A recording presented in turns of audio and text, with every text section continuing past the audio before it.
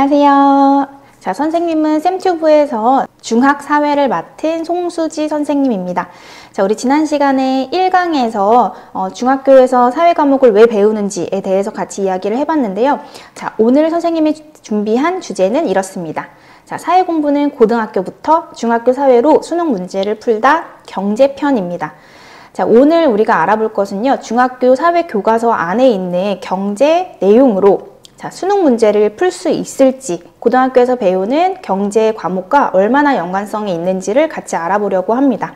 자, 시작해 보겠습니다. 자, 중학교에서 배우는 경제는요, 사회 2에 실려 있습니다. 사회 2에 3단원, 4단원, 5단원으로 이루어져 있는 경제 내용이 있는데요. 자, 이 내용이 얼마나 기본적인 내용인지, 그리고 이 내용이 고등학교에 어떻게 이어지고 수능 문제에서는 어떻게 출제가 되는지 같이 알아보도록 하겠습니다.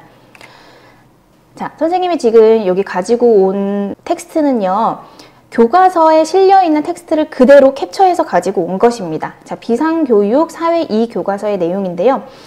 이 단원에서 보면은 경제활동의 종류에 대해서 나와 있거든요. 자, 경제활동의 종류.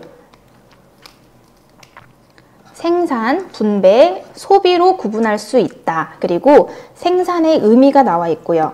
분배의 의미가 나와 있고요. 소비의 의미가 나와 있습니다. 자, 지금 보시는 문제는요, 2019년도 경제 수능 문제예요. 3번에 나왔던 문제고요. 자, 문제를 보시면 경제활동의 유형을 질문에 따라 구분한 것이고 A, B, C는 각각 생산, 소비, 분배 중 하나이다. A, B, C가 소비인지 생산인지 분배인지를 찾는 것이거든요. 자, 근데 중학교 교과서에 실려있는 생산, 분배, 소비의 의미를 보면은 우리가 이 경제 수능 문제를 풀 수 있다는 이야기입니다. 자, 그러니까 중학교에서 배우는 경제, 중학교에서 배우는 사회가요, 고등학교로 연계가 되고, 그리고 그 내용이 수능 문제로도 곧바로 출제가 되시는 것을 확인할 수 있겠습니다. 자, 다음은 기회비용과 합리적 선택이라는 내용이에요. 자, 이것도 보시다시피 교과서에 있는 텍스트를 그대로 캡처해서 가지고 온 겁니다. 자, 기회비용이라고 하는 개념이 나와 있고요. 기회비용은 어떤 것을 선택함으로써 포기하는 다른 선택이나 기회의 가치 중 가장 큰 것입니다. 자, 아래 보시면 비용과 편익을 고려해서 우리는 합리적 선택이라는 것을 한다라고 나와 있습니다.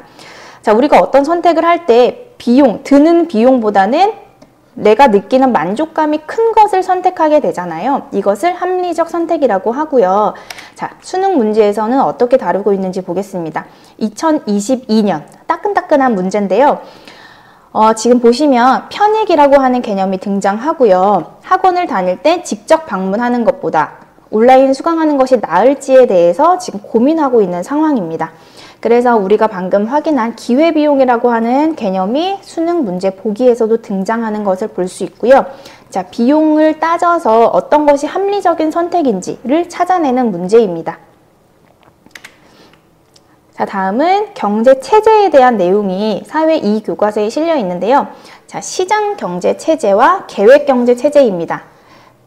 자, 그러니까 자, 국가에서 어떤 경제체제를 선택하고 있는지에 따라서 시장경제체제는 자유로운 경제활동을 보장하는 체제고요. 계획경제체제는 자, 국가가 경제활동에 대해 계획을 세우고 개인과 기업에 명령함으로써 경제 문제를 해결하는 체제입니다. 자, 이 경제체제에 대한 문제가요. 자, 2022년, 2021년, 그리고 2018년.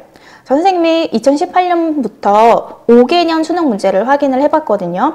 자, 2018년 그리고 21년, 22년 이렇게 출제가 지속적으로 나오는 것을 볼 수 있습니다. 자, 문제 보시면 A, B는 계획경제체제, 시장경제체제 중 하나이다. 그리고 2021년에도 계획경제체제, 시장경제체제 이렇게 문제가 출제가 되어 있고요. 2018년도에는 자, 읽어보시면 정부의 계획과 명령에 의해 경제 문제를 해결하는 경제체제를 선택하고 있다.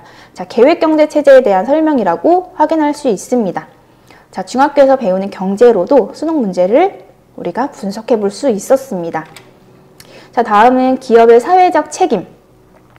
자, 경제 주체인 기업이 어떤 책임을 가지고 있는지를 다루고 있었는데요.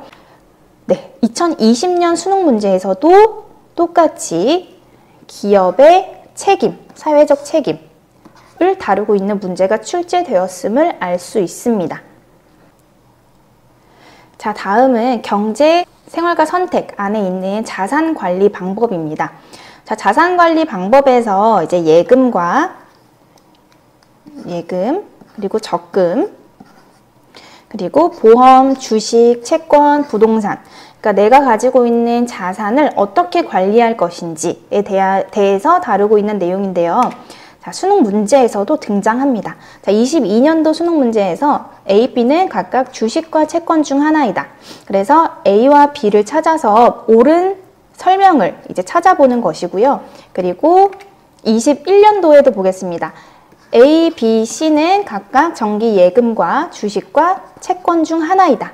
라고 해서 A, B, C에 대해서 옳은 설명을 찾아보는 문제였고요. 그리고 19년도에도 A, B, C는 각각 예금, 채권, 주식 중 하나이다. 라고 해서 A, B, C에 대한 설명을 고르는 것이라고 볼 수 있겠습니다. 자, 중학교에서 다루고 있는 자산 관리 방법 내용이 수능에서도 출제가 되고 있었습니다. 자, 다음은요. 신용의 의미와 가치인데요. 자, 신용의 의미를 다루고 있는 내용이에요. 자, 그런데 2018년 수능 경제 문제를 보시면 자, 가에 들어갈 말이 바로 신용이었습니다. 자, 그러니까 신용의 의미를 지금 이 지문 안에서 다루고 있고요. 신용을 관리하는 방법으로 옳지 않은 것을 찾아보는 문제였습니다. 시장의 종류입니다. 자, 시장의 종류는 크게 생산물 시장과 생산 요소 시장으로 나뉘어져 있고요. 생산물 시장은 자, 우리가 알고 있는 그런 재화나 서비스가 거래되는 곳이라고 볼 수 있고요. 생산 요소는요.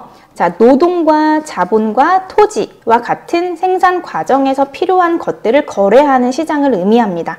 자, 그러니까 자, 부동산 시장이나 노동 시장 같은 것을 의미하고 있습니다. 자, 생산물 시장과 생산 요소 시장의 문제를 한번 보겠습니다. 22년도 수능 문제에 생산물 시장과 생산 요소 시장 가운데 사이에 있는 경제 주체들에 대한 설명을 옳은 설명을 찾는 문제가 출제가 되었고요. 21년도도 마찬가지입니다. 생산물 시장 그리고 생산 요소 시장 그 가운데에 있는 경제 주체에 대한 문제입니다. 자, 그리고 20년도에도 마찬가지로 생산물 시장과 생산 요소 시장에서 다루고 있는 내용을 문제로 출제가 되었는데요. 자, 생산물 시장과 생산 요소 시장 단독으로 출제된 문제는 아니지만 그 의미를 알고 관계를 알아야지 풀 수 있는 문제들이 계속해서 지속적으로 출제가 되고 있었습니다. 자, 다음은 수요 그리고 공급인데요. 자, 수요와 공급은 어떻게 보면 경제 이론에서 가장 커다란 근간을 이루고 있는 이론입니다. 자, 수요는 상품을 원하는 그런 욕구라고 생각하시면 되고요. 공급은 상품을 생산하고자 하는 욕구를 의미한다고 생각해 보시면 되겠습니다. 자, 우리가 물건을 원하는, 상품을 원하는 그런 욕구는 여러 요인에 따라서 변화가 되게 되는데요. 그 요인에 따라서 가격이 변화하게 됩니다. 자, 우선 수요의 변화 요인을 한번 차근차근 보도록 할게요. 자, 수요를 변화시키는 요인은 소득의 변화입니다. 자, 내가 돈을 많이 벌게 되면은 수요를 늘리게 되고요. 돈이 좀 없으면 수요를 줄이게 됩니다. 자, 두 번째는 관련 상품의 가격인데요. 자, 예를 들어서 돼지고기와 소고기가 있다고 생각을 했을 때 소고기 가격이 너무 많이 오르면 소고기 대신에 돼지고기를 먹는다든지 아니면 돼지고기 가격이 너무 올랐을 때는 돼지고기 가격에 비해서 상대적으로 조금 저렴하게 느껴지는 소고기를 먹는다든지 자, 그런 경우가 있을 수 있고요. 자, 그리고 소비자의 기후 변화도 아주 중요한 영향을 미치게 됩니다. 자, 예를 들어서 어떤 음식이 건강에 좋다는 방송이 나오면 그 음식에 대한 사람들의 관심이 높아져서 수요가 늘어날 수 있고요. 자, 그리고 미래에 대한 예상. 자, 미래에 라면 값이 많이 오를 것이다 라고 우리가 알게 된다면 자, 빨리 가까운 미래에 빨리빨리 라면을 구매하게 되잖아요. 그런 내용이고요. 그리고 인구수의 변화. 자, 물건을 원하는 사람이 많아지면 많아질수록 수요가 늘어나게 되겠죠. 자, 이처럼 수요의 변화 요인을 알아봤고요. 그리고 다음은 공급의 변화 요인입니다. 자, 상품을 제공하는 공급자들도 여러 요인에 따라서 영향을 받게 되는데요. 첫 번째는 생산 요소의 가격입니다.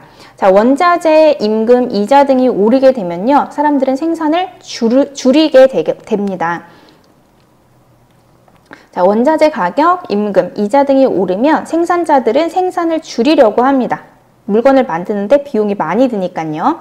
자, 그리고 생산 기술이 발달하면 물건을 많이 만들려고 하겠죠. 그만큼 기술이 뒷받침되니까요. 그리고 공급자 수가 늘어나면 늘어날수록 전체 공급은 늘어날 수 있겠고요.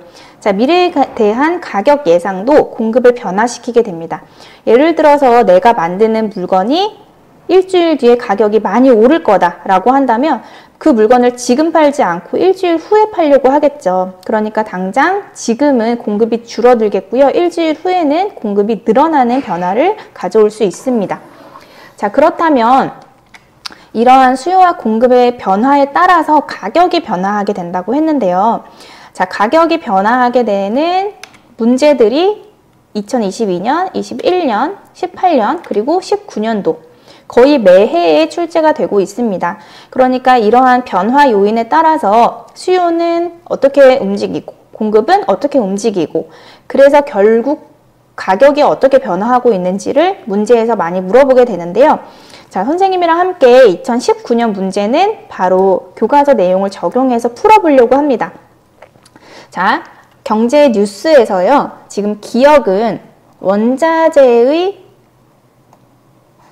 원자재의 가격 상승으로 인해서 생산이 감소하고 있다라고 나와 있고요. 기역은 그러니까 공급이 감소하고 있는 상황입니다. 자, 니은은 소비 심리가 얼어붙어 민간 소비가 감소하고 있다라고 했습니다. 소비 감소입니다. 자, 지금 밑에 보시면 보기에 그래프가 나와 있는데요. 자, 우상향하고 있는 곡선이 공급 곡선이고요. 우하향하고 있는 곡선이 수요 곡선입니다. 자, 공급이 감소한다, 소비가 감소한다라고 하면요. 그래프가 모두 왼쪽으로 이동해야 합니다. 왼쪽으로 이동해야 합니다. 자, 그렇다면 기역과 니은에 걸맞는 그래프를 찾아보면 되겠는데요. 자, 공급 감소, 공급 곡선이 왼쪽으로 이동하고 있는 니은. 그래프가 기역에 해당하겠고요. 소비가 감소해서 왼쪽으로, 수요 곡선이 왼쪽으로 이동하는 리을이 니은에 해당하는 그래프라고 볼 수 있겠습니다. 자, 그래서 기역 니은에 맞는 보기를 찾아보면 자, 4번이 정답이 되겠습니다. 자, 여러분 중학교 수준에서 배우는 교과서 내용만으로도 이렇게 수능 문제를 풀 수 있다는 것을 우리가 확인하고 있습니다. 네, 다음은 국민경제와 국제거래 단원으로 넘어왔습니다. 자, 국민경제 지표로서의 국내 총생산이라고 하는 개념이 나와 있는데요. 자, 국내 총생산은 여러분들이 알고 있는 이 GDP라고 하는 개념입니다. 자, GDP라고 하는 말을 한 번쯤은 들어봤을 수 있어요. 국내 총생산을 의미하는 개념이고요. 자, 국내 총생산을 어떻게 측정하는가라고 하는 것을 보겠습니다. 자, 보통 1년 동안 생산된 것이고요. 한 나라 안에서입니다. 생산자의 국적과 관계가 없고요. 그 나라 국경 안에서 생산된 것은 모두 포함됩니다. 자, 그리고 또 하나 새롭게 생산된 것인데요. 자, 새롭게 생산된 것만 포함하고 그 전에 생산된 중고품은 제외됩니다. 자, 그리고 생산 과정에서 사용한 중간재는 제외된 최종 생산물의 가치를 의미합니다. 예를 들어서 빵을 만들 때 들어간 밀가루 가격, 이런 건 제외하고요. 최종 빵의 가격, 최종 만들어진 최종 생산물의 가치만 포함하는 것이 바로 GDP입니다. 자, 그리고 또 하나 시장 가격으로 환산하는데요. 그러니까 시장에서 거래되지 않는 것은 포함하지 않습니다. 예를 들어서 집에서 이제 엄마들이 집안일 하는 거, 이런 것은 시장에서 거래되는 것이 아니잖아요. 그리고 또 봉사활동이라든지 아니면 암시장이라고 해서 시장에서 정식으로, 공식적으로 거래되는 것이 아닌 것들은 포함되지 않습니다. 자, 이렇게 GDP의 의미, 개념을 알아봤을 때 2018년도에 출제된 수능 문제를 풀 수 있는데요. 자, 이 문제는 이따가 선생님이 과제로 제공해 드릴 예정입니다. 자, 그래서 가에 들어갈 말은 GDP라고 하는 국내 총생산에 대한 개념이고요. 자, GDP에 대해서 옳지 않은 설명을 찾는 문제가 2018년도에 출제가 되었었습니다. 다음 보겠습니다. 자, 실업인데요. 자, 실업의 의미. 자, 사람들은 일할 능력과 의사가 있는데도 일자리를 구하지 못하는 상태를 실업이라고 하고요. 자, 실업에 대한 문제도 2022년도에 나왔었고요. 21년도 실업에 대한 문제 나왔었고요. 2018년도에도 나왔었습니다. 자, 그런데 지금 보시는 자료를 보시면요. 이 자료가요. 교과서에 실려있던 자료입니다. 자, 2018년도 문제를 보시면요. 문제에 등장한 이 표가요. 교과서에 나와 있는 표와 똑같은 것을 알 수 있습니다. 자, 이렇게 중학교 사회 안에서도요. 꽤나 중요한 내용들이 많이 실려 있답니다.